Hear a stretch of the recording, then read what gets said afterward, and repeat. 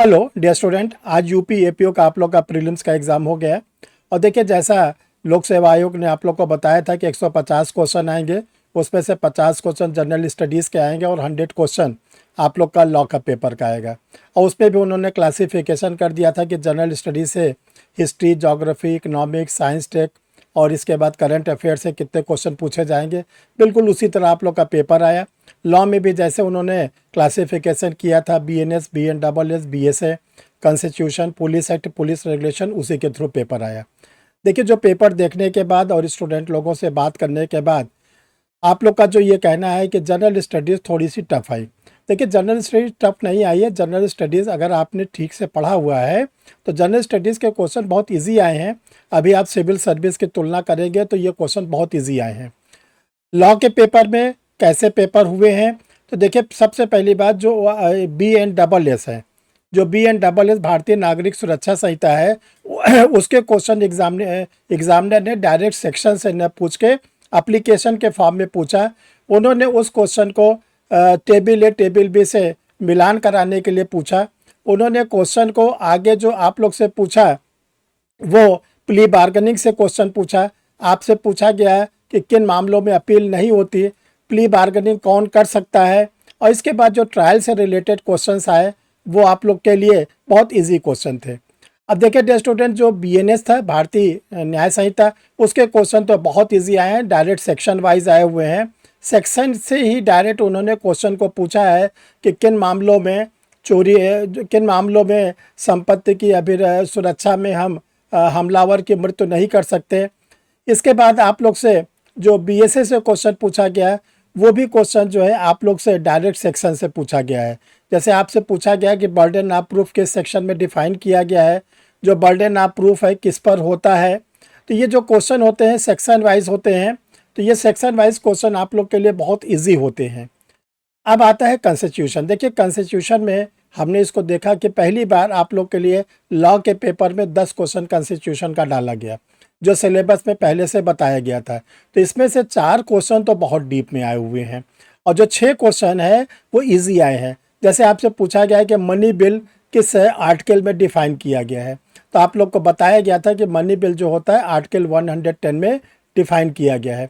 फिर आपसे जैसे पूछा गया है कि जो दल बदल विरोधी कानून है, एंटी डिफेक्शन लॉ है, वो कॉन्स्टिट्यूशन के किस शेड्यूल्स में है, तो आप लोग को बताया गया था शेड्यूल नंबर 10th में है, 10वीं अनुसूची में दिया गया है। अब आते हैं हम लोग पुलिस एक्ट, पुलिस रेगुलेशन। देखिए, पुलिस एक्ट से 4 क्वेश्चन तो डायरेक्ट पूछे गए हैं।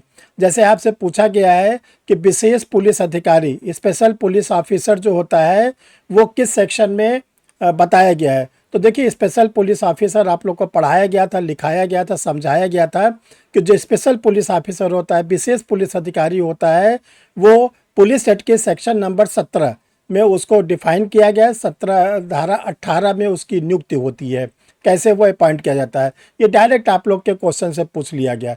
फिर आप लोग से पूछा गया है कि जो डायरी होती है, जो जनरल डायरी होती है, पुलिस एक्ट के किस सेक्शन में बताया गया है।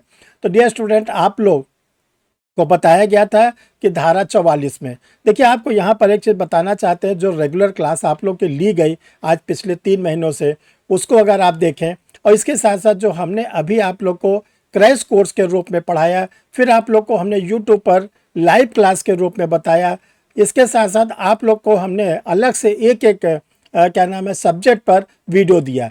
आप लोग अगर यूट्यूब पर जाके परीक्षा रिफ्रेशर को देखें तो हमने कॉन्स्टिट्यूशन का वीडियो दिया, पुलिस एक्ट का वीडियो दिया, पुलिस रेगुलेशन का वीडियो दिया, बीएनएस का दिया, बीएनडबलएस का दिया, बीएसए का दिया, और इसके साथ साथ हमने जनरल स्टडीज़ के भी आप लोग को वीडियो दिए। अगर वो वीडियो को आप देखेंगे कि जो आप लोग को दिया गया था और वो सार्वजनिक था, कोई क्लास के स्टूडेंट्स के लिए नहीं था, बल्कि जो लोग भी यूपी एपीओ की तैयारी कर रहे थे वो सब के लिए था। तो अगर उस वीडियो को आप पेपर के सामने रखिए और मिलान करिए तो आप देखिएगा कि जो लॉ का 100 क्वेश्चन है, लॉ का जो 100 क्वेश्चन है, वो हम ये तो नहीं कह सकते कि 100 का 100 क्वेश्चन आप लोग के लिए बिल्कुल आइडेंटिकल फॉर्म में आया था, लेकिन हम बड़े गर्व के साथ कह सकते हैं, बड़ी जिम्मेदारी के साथ कह सकते हैं कि लगभग कम से कम 85 से 90 क्वेश्चन आप लोग को जो क्लास में बताया गया था, जो पढ़ाया गया था, उसी से क्वेश्चन आया हुआ है। तो जिन लोगों ने परीक्षा रिफ्रेशर लॉ क्लासेस को ज्वाइन किया था जिन लोगों ने परीक्षा रिफ्रेशर के यूट्यूब चैनल को सब्सक्राइब किया था उनको भरपूर बेनिफिट मिला होगा। इस बात की मुझे पूरी जो है उम्मीद है कि आप लोगों ने उसको बहुत अच्छी तरह से किया होगा। देखिए जैसे स्क्रीन पर आप लोग देख रहे हैं क्वेश्चन नंबर 66, इसमें साफ साफ लिखा है पुलिस अधिनियम 1861 की निम्नलिखित में से किस धारा में पुलिस अधिकारी विशेष पुलिस अधिकारी की नियुक्ति की जाती है। तो अभी आपको बता रहे थे सेक्शन नंबर 17। जैसे देखिए क्वेश्चन नंबर 67 प्ली बार्गेनिंग जो होता है इसके लिए एप्लीकेशन कौन देता है। तो प्ली बार्गेनिंग के लिए एप्लीकेशन देता है एक्यूज पर्सन बी। ये सब आप लोग को एक बार नहीं, दो बार नहीं, अनेकों बार इसको पढ़ाया गया था। तो अब डियर स्टूडेंट पेपर आप लोग का देखिए, जिन्होंने तैयारी किया था उनके लिए पेपर तो बहुत इजी था, अब वो 100% क्वालिफाई करेंगे। जिन्होंने हल्की फुल्की तैयारी किया, जिन्होंने बहुत अंत में पढ़ाई किया और जिन्होंने इसको सीरियस नहीं लिया बल्कि थोड़ा बहुत इधर उधर पलट पुलट के चले गए या प्रीवियस ईयर का पेपर वगैरह सॉल्व करके चले गए, तो हम समझते वही लोग का कहना है कि पेपर बहुत कठिन आया था। अब डियर स्टूडेंट आप लोग को हम अगले वीडियो में बताएंगे कि क्या कट ऑफ जा सकता है, क्या आपके लिए सिक्योर्ड मार्क्स रहेगा। ये सारी बातें आज ही के डेट में हम आपको बताएंगे। थोड़ा सा हम और पेपर को एनालाइज कर ले और स्टूडेंट्स लोग से बात कर ले, थोड़ा हम भी इसको और अच्छी तरह समझ लें, प्रीवियस ईयर के हम कट ऑफ को देख लें, तो हम वो कट ऑफ आप लोग को देंगे जो 150 में जनरल का कितना जा सकता है, ये EWS का क्या जा सकता है, SC ST कैंडिडेट का क्या जा सकता है, वुमेन्स का क्या जा सकता है, OBC का क्या जा सकता है। कैटेगरी वाइज आपको हम कट ऑफ भी बताएंगे और जो कट ऑफ बताएंगे वो आप उम्मीद करिएगा 99.9% आप लोग का सही होगा। तो देखिए डियर स्टूडेंट आप लोग के लिए मेंस की डेट फिक्स है।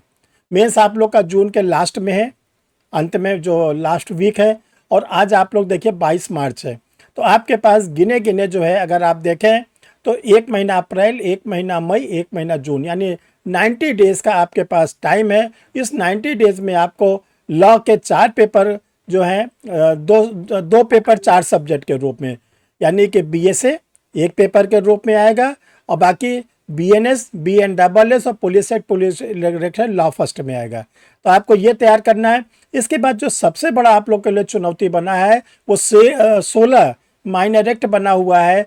अगर उस पर आपको पकड़ बनाएंगे तभी आप क्या नाम है UP APO के मेंस को क्रैक कर पाएंगे। तो आप लोग को हम बोलना चाहते हैं, बताना चाहते हैं, सचेत करना चाहते हैं कि 24 मार्च जो 2 दिन के बाद 24 मार्च आ रहा है, इसमें आप लोग के लिए मेंस की क्लासेस स्टार्ट हो रही है। आप बिल्कुल लापरवाही मत करें, बिल्कुल आप एक्टिव हो जाइए ताकि मेंस में इतने नंबर आप गेन किए रहिए, ताकि जो आपका जब इंटरव्यू पड़े जो मात्र 50 नंबर का, 50 नंबर का होता है, उसमें आपको कुछ भी एग्जामिनर नंबर देगा तो आप सेलेक्ट हो जाएंगे और APO बन जाएंगे, क्लास 2 गस्टेड ऑफिसर्स में आ जाएंगे।